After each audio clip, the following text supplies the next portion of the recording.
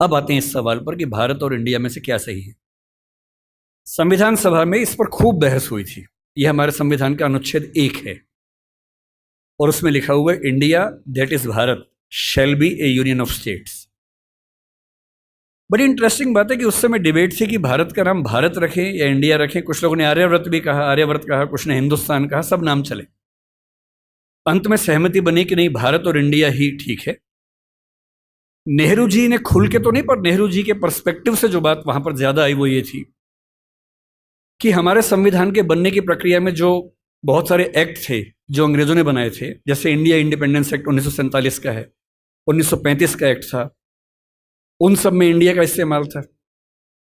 उस समय के भारत की तरफ से जो समझौते अंतर्राष्ट्रीय थे उन सब में इंडिया नाम था। पश्चिम की दुनिया हमें इंडिया के नाम से जानती थी, अमेरिका हो, फ्रांस हो, कोई भी हो, सब इंडिया जानते थे। नेहरू जी का मिजाज जो था वो ये भी था कि हमें ग्लोबल पर्सपेक्टिव में चीज़ों को देखना है, पूरी दुनिया से संवाद करना है, क्योंकि उनकी रुचि अंतर्राष्ट्रीय मुद्दों में ज्यादा थी, बहुत ज्यादा थी। मेरे ख्याल से इन सब वजहों से तय हुआ कि हम अपना नाम इंडिया रखेंगे, पर इंडिया के बराबर महत्व भारत का भी रहेगा। तो लिखा गया India that is Bharat. India जो कि भारत है, राज्यों का एक संघ होगा। 4 दिन पहले की बात है, मैं हॉलैंड में एक टैक्सी में बैठा हुआ था। इंटरेस्टिंग बात सोच के देखिए, टैक्सी का ड्राइवर मोरक्को का रहने वाला था। उसको जैसे ही पता लगा मैं भारत से हूं, उसने मुझसे यही सवाल पूछा। उसने कहा कि यू आर फ्रॉम इंडिया? मैंने कहा yes. We are listening to a debate India और Bharat, what do you think? मैं बड़ा चकित कि ये मोरक्को का आदमी हॉलैंड में रहता है, इसके मन में ये सवाल आ रहा है।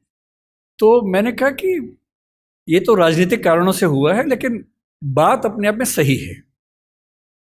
मैंने कहा जैसे बॉम्बे मुंबई हुआ, मुझे खुशी हुई, क्योंकि मुंबई की आबादी के लिए मुंबई में जो मजा है वो बॉम्बे में नहीं है। बॉम्बे तो अंग्रेजों ने नाम दिया था। कोलकाता को कैलकाटा अंग्रेजों ने किया, तो बंगाल के लोगों ने कोलकाता कर दिया उसको। दिल्ली को दिल्ली के लोगों ने दिल्ली कर दिया, दिल्ली ही बना के रखा हुआ है, DILLI, ये होना चाहिए। कहे कि दिल्ली भाई, हम क्यों दिल्ली बोलेंगे दिल्ली को? ये सारे तर्क अगर सही हैं, अगर बर्मा का नाम म्यांमार होना सही है क्योंकि उनकी जनता की आवाज तो म्यांमार में है, बर्मा में नहीं है। श्रीलंका और सीलोन की डिबेट में वो अपने आप को सीलोन ना मानना चाहे, श्रीलंका मानना चाहें, क्योंकि उनकी भाषा श्रीलंका बोलती है। तो मेरे मन में सवाल बड़ा साफ आता है कि भारत इंडिया क्यों होना चाहिए। मैं फिर स्पष्ट कर दूं, मैं सरकार के पक्ष में नहीं बोल रहा हूं, मुझे उनसे रत्ती भर मतलब नहीं, मैं एक विचार की बात कर रहा हूं। और मैं जब संविधान पढ़ाया करता था, अनुच्छेद 1 पढ़ाते हुए मैं हमेशा बोलता था कि मुझे चुभन होती है ये पढ़ते हुए कि इंडिया दैट इज भारत।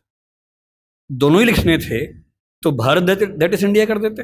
अगर दोनों ही लिखने थे, ठीक है, दोनों रखें, क्या दिक्कत है। इंटरेस्टिंग बात इसके बाद है, मोरक्को के उस ड्राइवर ने उसके बाद पता है क्या कहा, हिंदी में अगर बताऊं, बोले अच्छा अच्छा ये मामला है, अब समझ में आया। फिर बोले कि बड़ी इंटरेस्टिंग बात है, हमारा नाम मोरक्को पड़ गया फ्रेंच लोगों की वजह से।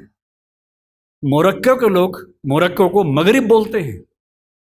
और जब मैं सऊदी अरबिया गया, सऊदी अरब के लोगों ने मुझसे पूछा कहां से आए हो, मैंने कहा मोरक्को। उन्होंने इस भाव से देखा कि मैं पागल हूं, बोले नहीं, मगरिब से आए हो।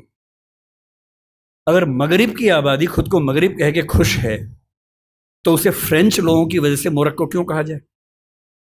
इंडिया शब्द वेस्ट ने दिया और बुरे भाव से दिया। उनकी नजर में इंडियन होने का मतलब है बहुत पिछड़ा हुआ होना, रेड इंडियंस, वेस्ट इंडियंस। तो आज ये क्यों हुआ?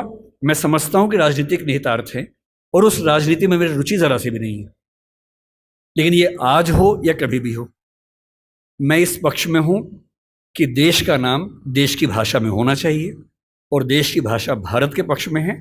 आप इंडिया भी रख लीजिए, इंडिया दैट इज भारत के बदले भारत दैट इज इंडिया मेरी पहली पसंद होगी। मुझे इंडिया से दिक्कत नहीं है, पर भारत मेरी पहली मोहब्बत है।